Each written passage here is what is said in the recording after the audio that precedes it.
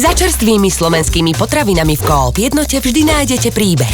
Vybrali sme sa za lokálnymi dodávateľmi, ktorí tieto príbehy čerstvosti píšu. Viete, čo je najobľúbenejšia a zároveň najtypickejšia slovenská zelenina? Máte pravdu, zemiaky. A dnes sa dozvieme, ako sa čerstvé slovenské zemiaky zo slovenského poľa dostávajú na pulty predajní Coop Jednota. Volám sa Peter Dančanin. Zastupujem poľnohospodárske družstvo v Trakovicách, ktoré hospodári na Trnavskej tabule.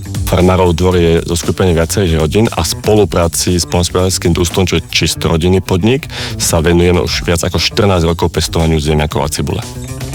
Vďaka tomu, že máme takúto závlahu, zemiaky, nádhernú šľupku, nádherný tvar a perfektnú chuť. A vďaka tejto závlahe aj v týchto horúčavách dokážeme mať úrodu, aby mal každý zákazník Coop Jednoty dostatok zemiakov po celý rok.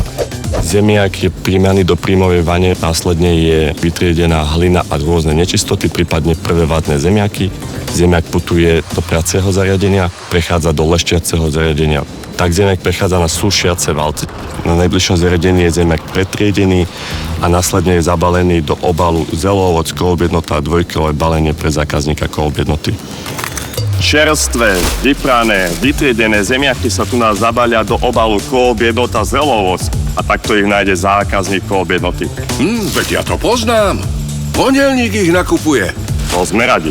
Pochválim ho. Báča, ďakujem vám za návštevu. A ako výslužku pre honielníka vám posielame naše čerstvé slovenské zemiaky, ktorých si môžete spraviť práve slovenské halušky.